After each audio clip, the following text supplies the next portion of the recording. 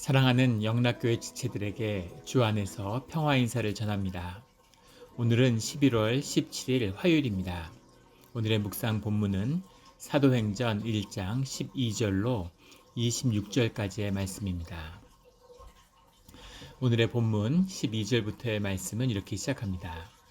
제자들이 감람원이라 하는 산으로부터 예루살렘에 돌아오니 이 산은 예루살렘에서 가까워 안식일에 가기 알맞은 길이라. 갈라몬이라고 하는 건 감람산을 의미하는 거죠. 올리브 마운틴입니다. 올리브 나무가 많은 예루살렘의 동남쪽에 떨어져 있는 그런 산이라고 하죠. 그 산으로부터 예루살렘에 돌아오니 이 감람산은 주님이 마지막으로 기도하셨던 겟세마네의 동산, 그 동산이 이 감람산 안에 있다고 하죠. 이 산은 예루살렘에서 가까워 안식일에 가기 알맞은 길이라. 안식일에 가기 알맞은 길이라고 하는 것은 미슈나라고 하는 성경의 그 말씀을 주석하는 그 유대의 주석서에 보면 그 주일날, 안식일날 이동할 수 있는 거리를 율법으로 2000규빗으로 제한하고 있습니다. 한 0.67마일 되는 거죠. 한 1.12km 되는, 1.1km 정도 되는 이제 그런 거리로 제한하고 있기 때문에 어떤 날에도 걸어서 안식일이라도 예루살렘으로 들어갈 수 있는, 예루살렘 근처에 머물고 있는 거죠. 예루살렘에 머물라는 주님의 말씀을 지키기 위한, 하지만 여전히 유대의 그 율법과 전통 안에 있는 거죠. 모두 다 유대인이고, 유대교에서 이 사도행전의 역사를 따라서 기독교가 분리되어 되는 것을 이 당시에 이런 그 제자들은 아마 상상도 하지 못했을 겁니다. 그 안에서 이제 당연하겠죠. 그 유대 전통과 율법 안에 의지하는 이제 그런 모습들을 보게 되는 거죠. 13절에 들어가 그들이 유하는 다락방으로 올라가니, 다락방이라고 하는 말에 토라고 하는 정관사가 붙어 있어요. 본문에 보면 그 다락방인 거죠. 모두가 잘 알고 머물렀던 다락방, 이 다락방을 흔히 마가의 다락방이다 이렇게 부르는데, 마지막 예수님의 최후의 만찬이 있었던 것이고, 또 예루살렘에 올라오셨을 때 예수님이 머물던 그 다락방이죠. 그 다락방에 제자들이 모여 있고, 14절에 보면 여자들과 예수의 어머니 마리아와 예수의 아우들과 더불어 마음을 같이하여 오로지 기도에 힘쓰더라. 그 여자들이란 십자가에 못 박혔던 예수님을 따랐던 예수님의 제자들이겠죠. 그리고 예수님의 공생의 가운데 예수님과 함께하지 않았던 그의 동생들이 이제 예수님의 육신의 부활을 보고 예수님의 제자가 되어서 예수님을 따르는 그런 모습을 보게 됩니다. 그들이 마음을 같이하여 오로지 기도에 힘쓰더라. 같이 기도하고 있는 것이죠. 기도만 한다고 뭐가 되나요? 이런 이야기들을 심지어 교회 안에서도 하는 분들이 가끔 계세요. 그건 기도가 뭔지 모르는 분들이죠. 모든 것은 기도로 이루어지는 겁니다. 기도를 통해서 하나님의 마음을, 뜻을 분별하고 주님의 음성을 듣고 주님의 뜻에 합하는 순종의 길을 갈 때 주님의 길이 열리는 것이죠. 그래서 모든 것은 기도로 시작하고 기도로 끝나는 것입니다. 그래서 기도해야 될 때죠. 저희가 전심으로 기도해야 될 때입니다. 그런 말이 있죠. 세상의 모든 문이 닫혀 있어도 늘 하늘 문은 열려 있다고. 그래서 늘 기도의 길을, 기도를 막는 그런 것은 없죠. 우리가 모이지 못하고 같이 모여서 예배하지 못하지만 우리가 모두 다 마음을 합해서 기도할 때 주님의 길이 우리 가운데 열릴 것이라 믿습니다. 주님의 말씀을 받고 믿음으로, 전심으로 기도에 힘쓰고 있는 공동체의 모습이죠. 기도가 세워져야 공동체가 세워지는 것입니다. 늘 전심으로 기도에 힘쓰는 우리 모두가 되기를 주의 이름으로 축원합니다.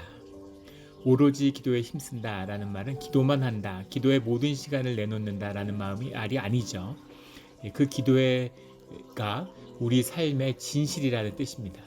우리가 진심으로, 전심으로 진실한 우리의 존재의 기도를 주님께 드린다는 거죠. 삶이 기도가 되는 거죠. 사업하는 분이 비즈니스는 하지 않고 하루 종일 골방에 앉아서 기도한다. 그것도 물론 귀한 것이지만 그것만이 오로지 기도에 힘쓰는 것이 아니라 무슨 일을 하든 삶이 기도가 되는 것이죠.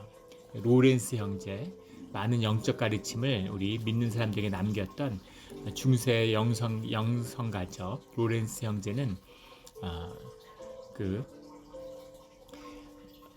주방에서 설거지하는 사람들이었습니다. 설거지를 하면서 그 일을 통해 주님께 영광을 돌리고 주님의 말씀이 임하는 그런 영성을 이루었죠.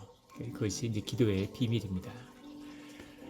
15절에 모인 무리의 수가 약 120명이나 되더라. 그때 베드로가 그 형제들 가운데 일어서서 이르되 120명이 되었다라고 하는 건 약 120명, 정확히 120명을 센 건 아니지만 상징적인 의미가 있죠. 12제자라고 하는 12사도라는 것이 하나님의 나라의 임재, 하나님 나라의 통치를 상징하는 것이라면 120명이라고 하는 건 공동체의 상징입니다. 회당이라고 하는 것, 유대 회당은 10가정이 모이면 이제 생길 수 있죠. 회당으로 인정을 받고 120명이 모여야지 120명이 모이면 이제 카운실 공회가 열리는 겁니다. 회당에 공회가 인정받는 거죠. 그래서 공회가 세워지면 공회가 모든 그 공동체 치리에 대한 권한을 갖게 되는 거죠. 우리 그 교회도 이 유대의 전통을 깊은 영향을 많이 받았죠. 그래서 우리 장로교회 역사에 봐도 10가정이 모여야 이 기도처라고 하는 것을 인정해 줍니다. 교회의 시작이죠.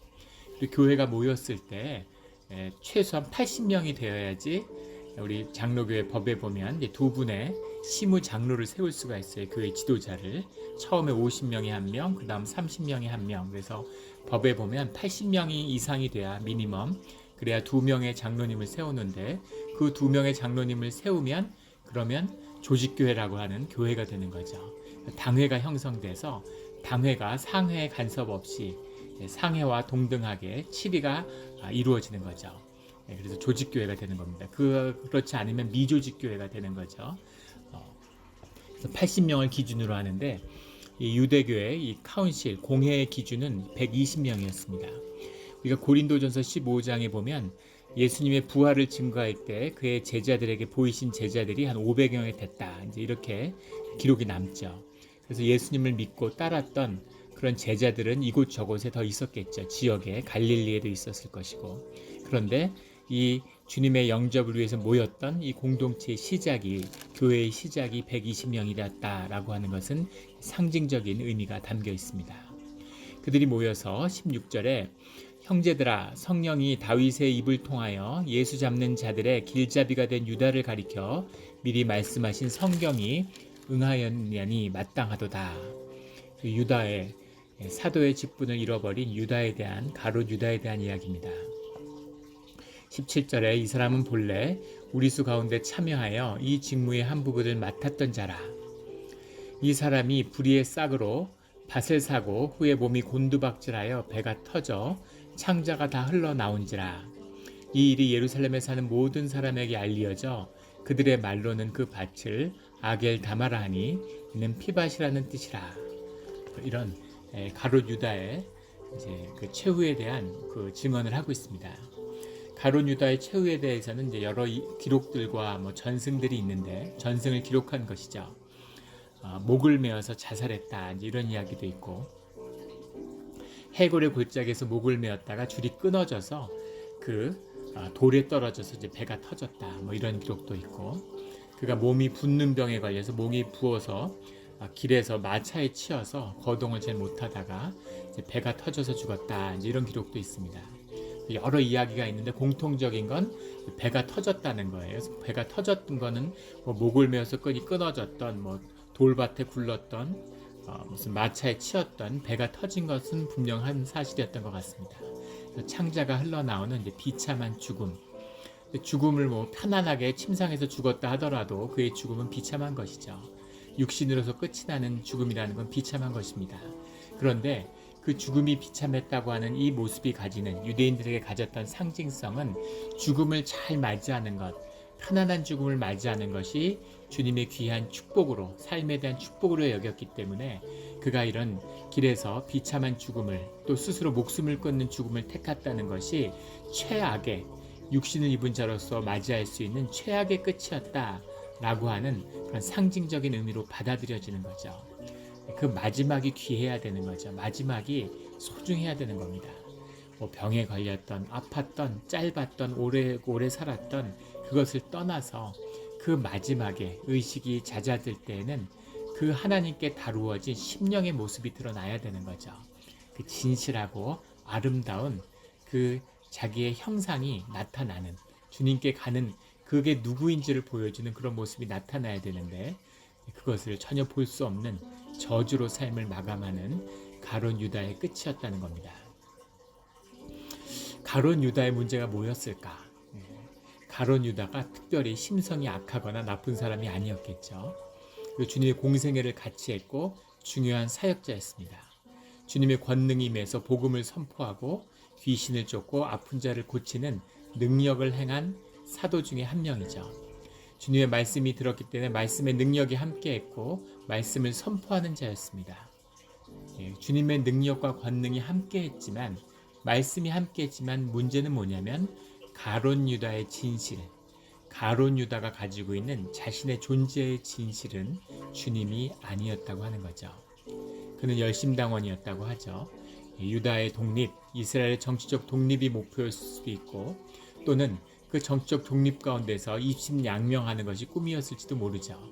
그의 꿈이 무엇이었든 간에 그가 가지고 있는 메시아의 꿈은 예수님을 만나고 예수님과 공생애를 갖고 예수님이 증거하시고자 하는 복음의 핵심이 무엇이었는지를 알았다는 거예요.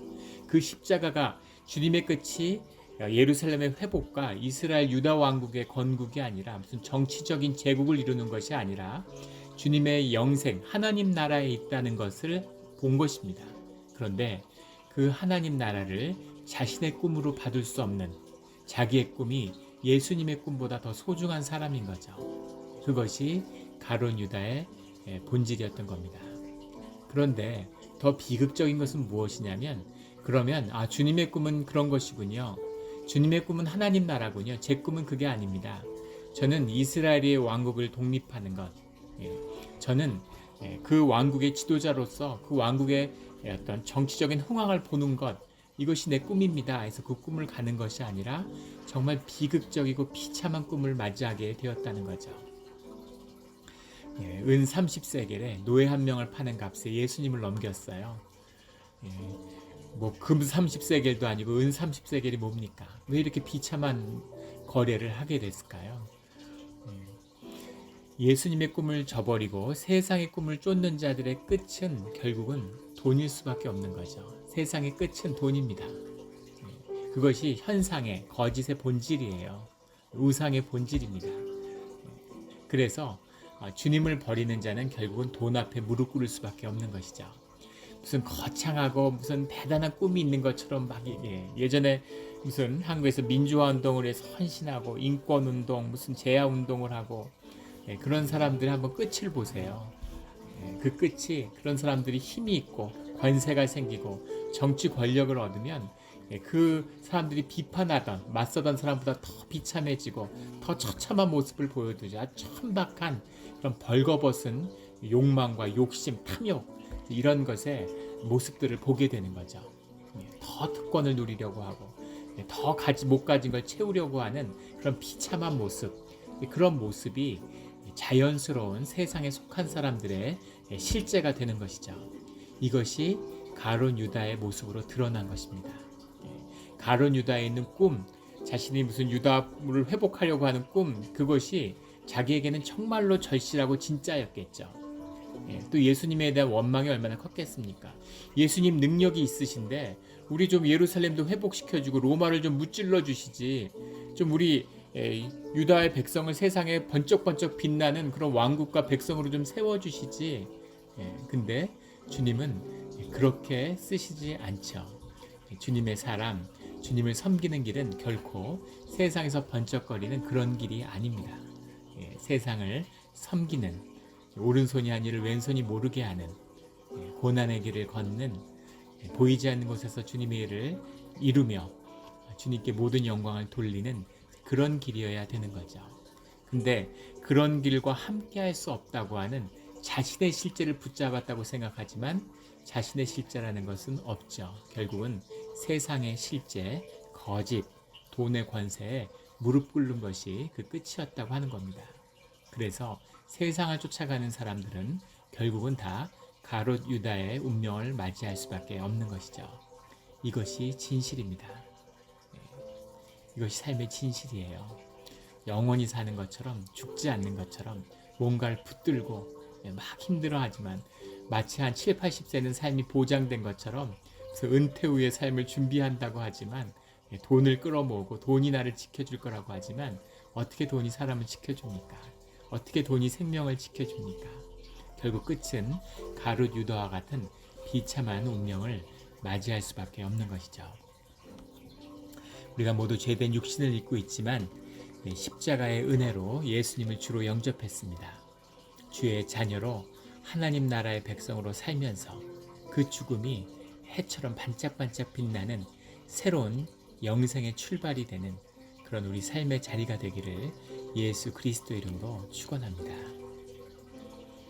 20절에 시편에 기록하였으되 그의 거처를 황폐하게 하시며 거기에 거하는 자를 없게 하소서. 그의 직분을 타인이 취하게 하소서 하였도다. 시편의 말씀 69편의 말씀이죠. 또 시편 109편의 말씀을 취해서 그 말씀을 선포하고 있습니다. 의인을 핍박하는 악인들의 운명에 관한 이야기죠. 이것을 초대교회의 사람들은 주의 자녀들을 핍박하는 자들의 운명으로 그렇게 받아들였습니다. 말씀을 받는 것에 비밀이 들어있는 것이죠. 그런 질문을 하는 분이 계셨어요. 매일 아침 똑같은 본문을 세상에 수십억, 20억이라고 그러죠. 크리스찬이 묵상하면, 그러면 그 말씀의 본문이 20억 명에게 답이 되느냐, 이런 거죠. 똑같은 본문인데 답이 될까요? 답이 당연히 되죠. 왜냐하면 그 말씀, 그런 질문을 하는 분은 아직 말씀을 접하지 못한 거예요. 말씀이라는 것은 성령의 역사죠. 주님의 말씀을 기록한 것입니다. 그래서 우리 안에 있는 속사람으로서의 영이 성령의 감동으로 그 말씀을 통해 살아계신 주님의 임재를 만나게 되는 것이죠. 20억 명한테 20억 개의 메시지로, 우리가 삶의 진실함으로 우리 삶에 실제로 그 말씀을 만나면, 그러면 그 말씀이 살아서 우리 삶, 오늘 하루의 삶, 오늘 이 순간의 결단에 답이 되어 주시는 겁니다. 이것이 말씀을 우리가 읽고 묵상해야 되는 비밀이에요. 말씀과 기도입니다. 기도하고 말씀을 접하는 것이 우리 삶의 답이 되는 거죠. 이 말씀이 기초가 되고 우리 기도가 우리의 삶의 경건의 힘이 돼야지, 주님이 함께 하시는 그 열쇠가 돼야지 거기서 공동체가 시작되는 겁니다. 우리 안에 영이 있고 영이 서로 끌리기 때문에 사람들은 자꾸 뭉치려고 할 수밖에 없어요. 그런데 영이 없으면 결국 털없는 원숭이 떼가 되는 것입니다. 교회도 보면 주님의 말씀과 예배가 중심이 되어서 그 말씀 가운데 공동체가 세워지고 말씀의 훈련이 돼야 돼요. 우리가 지난 3년 동안, 4년 동안 그 말씀의 훈련을 위해서 정말 노력해 왔습니다. 그게 세워지지 않으면 아쉬워하는 분들이 많죠. 또 이민의 삶이 얼마나 외롭습니까? 정이 그립고 사람이 그리워서 우리가 좀 친교를 많이 했으면, 더 모여서 좀 같이 시간을 보냈으면, 그런 목마름이 있죠. 그 목마름을 참고서 우리가 더 예배를 세우고 기초를 세우자. 왜 그랬을까요? 그것이 교회이기 때문입니다. 지금은 막 생명이 회복되니까, 에너지가 올라오니까 그 에너지를 막 나누고 싶은 거죠. 근데 그 에너지를 나누고 막 서로 가족이 되고 형님 동생하고 그렇게 좋게 지내다 보면 결국 다 원수가 지고 거기서 싸움이 나게 돼 있어요. 십자가가 없으면 사람들이 악하기 때문에 사람들이 모이면 집단악이 일어납니다. 집단악이 일어나면 반드시 그 안에 희생양이 나오게 돼 있죠. 계속 희생양을 잡아먹는 겁니다. 잔인한 무리가 되는 거예요. 그래서 하나님을 먼저 영접하는, 십자가가 분명히 서 있고 그 성령의 역사와 그 강림이 이루어진 뒤에 공동체와 교회의 역사가 시작되는 것이죠. 이것이 주님이 기다리라고 하는 그 말씀의 참 뜻입니다. 참고 기다려야 돼요. 힘들지만 기다려야 되는 것입니다. 자꾸 이제 인간적으로 뭉치고 싶고, 인간적으로 뭉쳐서 형님 동생하고 그렇게 의좋게 지내면 그 끝이 어떻게 되는가 하는 것을 우리가 잘 알고 있죠. 몬트레이의 한인사회가 교회들이 익히 경험해서 잘 알고 있는 것입니다. 또 그런 일이 반복돼서는 안 되죠. 이제는 진짜 교회의 역사를 이루어야 됩니다. 그래서 말씀에 기초하는, 말씀을 나누고 말씀이 대화의 중심이 돼야 돼요. 내가 이런 은혜를 나눴고 내 삶의 실제가 이거였다는 걸 만났습니다. 이런 고백들이 나누어지는 교제가 시작돼야 됩니다. 우리 언제 모이나요? 우리 좀 모여가지고 같이 밥 좀 먹었으면 좋겠는데 지금 뭐 보건 당국에서는 가족들 말고는 모이지도 말라고 하는데 그렇게 모여서 그 끝이 좋을 수가 없는 것이죠. 성령으로 시작해도 육신으로 끝맺는 일이 많습니다. 성령으로 시작해서 성령으로 끝맺어야 되는 거죠. 꽃 피워야 되는 것이죠. 이것이 사도행전의 역사예요. 이 역사가 우리 것이 되기를 주의 이름으로 축원합니다. 사도행전은 정말 귀하게 나눌 말씀이 너무 많죠. 정말 한 절을 갖고서 한 달, 1년을 나눌 수 있을 만큼 많은 깊이 있는 말씀들이 있습니다. 우리가 일일 묵상으로 나누기는 좀 큰 도전이 되지만 우리가 이 말씀을 통해서 주님이 주시는 은혜가 반드시 함께하는 줄 믿습니다. 22절에 항상 우리와 함께 다니던 사람 중에 하나를 세워 우리와 더불어 예수께서 부활하심을 증언한 사람이 되게 하여야 하리라. 귀한 말씀이죠. 우리가 함께 다니던 사람 중에서 사도를 한 명 세워서 12사도를 세워야 된다. 하나님 나라를 상징하는 그 온전함을 세워야 된다는 거죠. 그런데 왜 우리와 함께 다니던 사람 중에 세워야 하느냐 하는 거죠. 그것은 그들이 주님의 육신의 부활의 증인이 되어야 하기 때문입니다.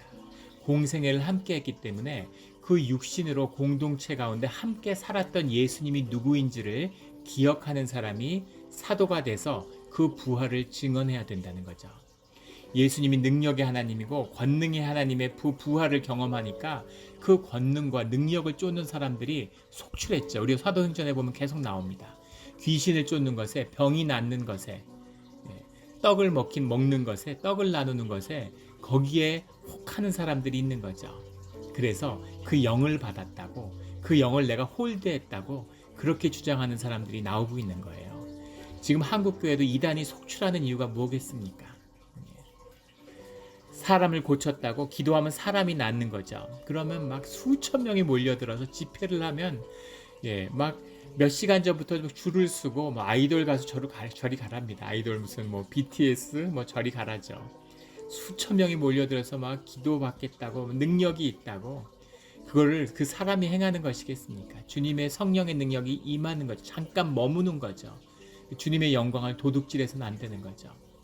그 능력이 잠깐 머무는 것이 아니라 그 사람이 정말 홀드해서 그 사람이 막 치유자가 돼서 사람을 막 능력으로 고친다? 그거는 사단의 능력이겠죠. 예수님이 그런 식으로 임재하고 머물지 않으세요. 그래서 그 능력만 있으면 능력이 좋고 권능이 좋으면 결국은 사단의 제자가 되고 세상에 무릎 꿇게 되는 것, 마귀의 역사에 동참하게 되는 것이죠. 예수님이 권능의 하나님이신데 이 보잘것없는 어부와 세리였던 그런 제자들과 3년을 같이 먹고 같이 생선을 구워 먹고 밥을 먹으면서 동고동락하셨어요. 그것이 공동체고 그것이 교회입니다. 무슨 권능과 능력, 그것은 주님이 허락해서 임하면 열매같이 피어나는 것이죠. 그 씨앗이 진실이라면 아무리 보잘것없는 공동체가 이라도 그것이 자라나면서 열매로 맺어지는 겁니다. 교회에 실망해서 우리 교회는 왜 이러냐, 우리 교회는 왜 이런 게 없느냐, 우리 교회는 왜 큰 사역을 감당하지 못하느냐. 제가 어떤 성도님한테 그런 말씀을 드렸는데 어떤 교회는 20살이고 어떤 교회는 30살이고 우리 교회는 5살이라고. 그런데 아버지가 야 옆집 아들은 20살이라 가지고 나가서 일도 하고 돈도 벌고 대학생인데 너는 5살이라서 일도 못하고 책도 못 읽냐, 이렇게 비난하는 부모가 있느냐. 5살인데 7살, 10살, 12살, 20살로 자라가는 거죠. 30살이 되면 공생애가 펼쳐지는 것입니다. 예수님이 12살 때, 20살 때 몫으로서만 사셨어요. 왜 권능의 하나님의 왜 20살 때 아버지를 돕는 목수의 일만으로 살게 하셨겠습니까? 이것이 육신의 비밀이고 이 땅의 삶의 비밀이에요. 자꾸 세상에 욕심에 거칠에 그런데 혹해서 그런 눈으로 자꾸 이 진실을 보지 못하는 것이죠. 이 진실의 씨앗의 진실을 이루는 것, 이것이 비밀입니다. 예수님이 공생애를 함께한 그 예수님의 사랑, 예수님의 헌신, 제자들의 발을 씻기는 예수님의 모습을 기억하는 이것이 하나님 나라의 비밀인 거죠. 권능을 쫓으면, 능력을 쫓으면, 영광을 쫓으면 그러면 결국 사단을 따라가게 되고 맙니다. 우리가 명심해야 될 교회 역사의 비밀이에요.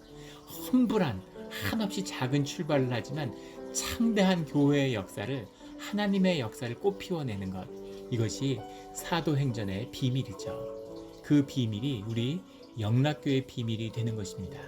이 비밀이 진실함을 회복하기에 우리 영락교회에서 피어날 거라고 저는 믿어요. 그것을 같이 보는 우리 성도님들이 되시기를 주의 이름으로 축원합니다. 23절에 그들이 그 두 사람을 내세우니 하나는 후보를 세웠다는 거죠. 하나는 바사바라고도 하고 별명은 유스도라고 하는 요셉이요.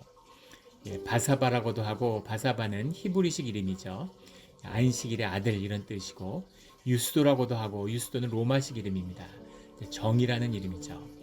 그러니까 그가 어떤 사람이었을지 굉장히 정의로운 사람이고 율법 같은 걸 철저히 지키는 사람이었겠죠. 요셉인데 바사바라고도 불리고 유스도라고도 불리는 그런 사람과 또 하나는 마띠아라, 두 사람을 세웠습니다. 24절에 그들이 기도하여 이르되 무사람의 마음을 아시는 주여, 이 두 사람 중에 누가 주님께 택하신 바 되어 봉사와 및 사도의 직무를 대신할 자인지를 보시옵소서. 유다는 이 직무를 버리고 제 곳으로 갔나이다 하고 제비뽑아 마띠아를 얻으니 그가 11사도의 수에 들어간지라. 사도행전의 시작이 이 사도 마띠아를 세우는 것으로, 이 12사도를 세움으로 하나님 나라의 상징을 완성하는 것으로 시작된다고 하는 것, 그 의미를 보여주고 있죠. 중요한 것은 여기서 26절에 제비 뽑아서 마띠아를 세웠다는 것입니다. 제비를 뽑았다는 건 그 앞에 나오는 기도하고 그들 가운데 덕이 되고 지도자가 된 자를 세워서 그들 가운데 누가 하나님의 뜻 가운데 있는지를, 주님의 뜻을 받았다는 겁니다. 얼마나 성숙한 공동체인지를 보여주고 있죠. 2명의 지도자를 세웠는데 그들을 이끌고 섬기는 지도자들이 그 안에 확연히 이미 있었다는 것입니다.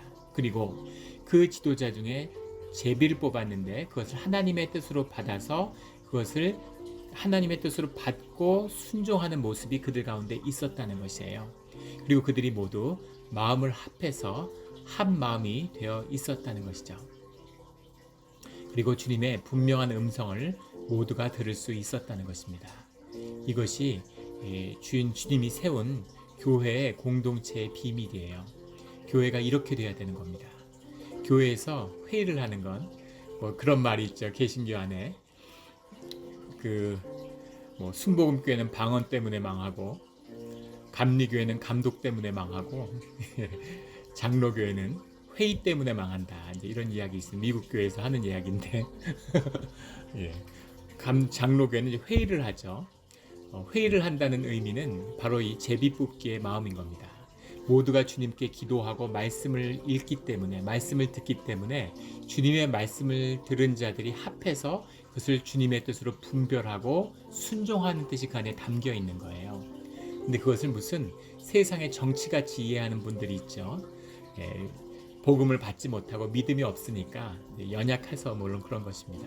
알지 못하기 때문에 교회가 무엇인지, 그래서 무슨 민주주의 같이 서로 뜻을 겨루고 누가 더 합리적이고 설득력 있는지 표를 구하고 설득하고 이런 과정으로 오해하는 분들이 있어요. 전혀 그런 것이 아닙니다. 아무 그런 것과는 상관이 없어요. 사실은 출발은 상관이 있죠. 미국의 헌법과 미국 장로교단의 헌법은 한 목사님이 기초한 것입니다. 그래서 미국이 그런 하나님 나라가 되고자 하는 그 교회가 하나님 나라로 세상에 이루어지기를 원하는 염원이 담겨져 있죠. 그래서 그런 신실했던 그런 청교도들의 마음, 하나님의 말씀을 읽고 그 종교의 자유를 위해 찾아왔던 사람들이 세운 나라, 그 나라가 미국이 되기 위한 열망이 담겨 있는 겁니다.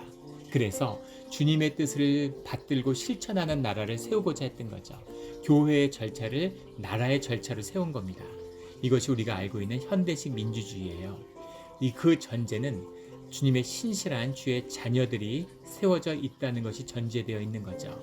그런데 그것을 잃어버리고 나니까 세속의 국가가 되고 나니까 세상에 무익한 제도가 되는 거죠. 끝없는 갈등과 끝없는 싸움과 선거를 해서 결과가 나왔는데도 승복하지 못하고 계속 싸우고 분쟁을 하고 자꾸 싸우고 갈등을 해야 자기 세력이 생기니까 그래야 힘이 느끼니까 그 사람들이 뭉쳐야 에너지가 나오고 그 에너지가 사람들을 기쁘게 하니까 영적인 에너지가 있으니까 끝없는 갈등을 만드는 집단악에 그 집단악이 기승을 부리는 그런 창구로서 민주주의라고 하는 제도가 활용되고 있는 거죠. 이것이 세상의 모습입니다. 교회는 결코 그런 것이 아니에요. 또 하나 중요한 것은 제비를 뽑는다고 해서 요즘에 무슨 장로님 세우고 무슨 안수 집사님 세우고 이러는데 권사님 세우는데 제비를 뽑자 이런 주장을 하는 분들이 간혹 계세요. 말도 안 되는 소리죠. 이것은 초대 교회의 역사인데 이 시대의 역사 가운데 하나님께 드려진 것입니다. 그런데 이 초대 교회만 역사가 아니라 교회의 역사가 계속 이어져 있고 교회의 전통 가운데 하나님이 함께 하신다고 하는 하나님의 말씀 가운데 교회의 역사가 지속되고 있다고 하는 믿음의 고백이 신앙 가운데 서 있는 것이죠. 그래서 교회의 역사와 또 종교의 개혁과 또 장로교의 역사의 모든 것이 하나님의 뜻 가운데 있는 것입니다. 그런데 그 모든 것을 무시하고 초대교회 성경에 있으니까 제비뽑기로 뽑는 것만이 맞다 이렇게 이야기하는 건 완전히 이단이죠. 그것은 하나님의 뜻을 벗어나는 것이에요. 성경과 교회와 교회의 역사가 모두 하나님의 뜻을 우리에게 계시하는 중요한 말씀의 통로죠. 그래서 그 모든 것이 우리의 기도와 견공과 공동체 가운데 하나가 돼서 제도 가운데 구현되어야 되는 거죠. 그것이 우리가 경험해야 되는 장로교의 역사의 본질입니다. 그것의 시작이죠. 제비를 뽑아서 마띠아를 얻는 것처럼 우리가 기도하고 교회에서 그것을 표로서 하나님의 뜻을 받은 것을 확정하는 것, 이것이 임직 선거입니다. 이것이 교회의 뜻이죠. 마띠아를 세움으로, 마띠아가 무슨 자격이 있어서 물론 자격이 있었겠죠. 주님의 공생애를 함께하고 제자로서 경건한 삶을 살았을 것입니다. 근데 그것이 사도의 자격이 되지 못해요. 아무리 경건하고 아무리 바르게 살았어도 사도의 최소한의 후보의 자격이 되는 것이 그것이 사도의 자격은 아닙니다. 사도의 자격은 하나님이 선택하여 세우시는 거죠. 주님께 택하신 바 되어라는 이 말, 주님께 택하신 그 은혜와 주님의 섭리, 그것이 오직 사도로 설 수 있는, 우리가 크리스찬이 될 수 있는, 교인이 될 수 있는 자격입니다. 그 자격으로 주님이 뽑아주시는 거죠. 주님이 구별하여 주시고 우리를 크리스찬으로 주의 자녀로 세워주셨어요. 나 같은 인간을 어떻게 주님이 그러실 수 있을까? 말도 안 되는데. 우리 교회에 그런 예전에 우리가 임직 선거를 위해서 기도할 때 그런 얘기를 하세요. 자격이 없고 도저히 그런 걸 감당할 수 없습니다. 이렇게 얘기를 하는 거죠. 당연한 말씀이죠. 당연한 고백입니다. 저도 그렇게 말씀드렸어요. 저도 무슨 목회자의 자격이 있어서 목회를 하는 게 아니라고. 말도 안 되죠. 사실 크리스찬으로서도 자격이 없죠. 그런데 오직 주님이 택해서 구별하여 세워주시고 또 소명과 주님이 목적을, 삶을 사는 이유를 주셨기 때문에 거기에 순종하고 능력이 안 되지만 주님이 채워주심을 믿고 따라가는 것입니다. 주님이 이루어 주시는 거죠. 지금은 갓난아기지만, 지금은 엉금엉금 기지만 자라나면 언젠간 서게 되고 언젠간 뛰게 되겠죠. 팔쩍팔쩍 뛰는 주님의 일들을 감당하는 그런 장성한 분량으로 자라나는 그런 우리 영락 공동체가 반드시 될 겁니다. 그런 날이 꼭 올 거예요. 두려움 없이 믿음으로 나아가는 우리 영락교회가 되기를 예수 그리스도 이름으로 축원합니다. 아멘.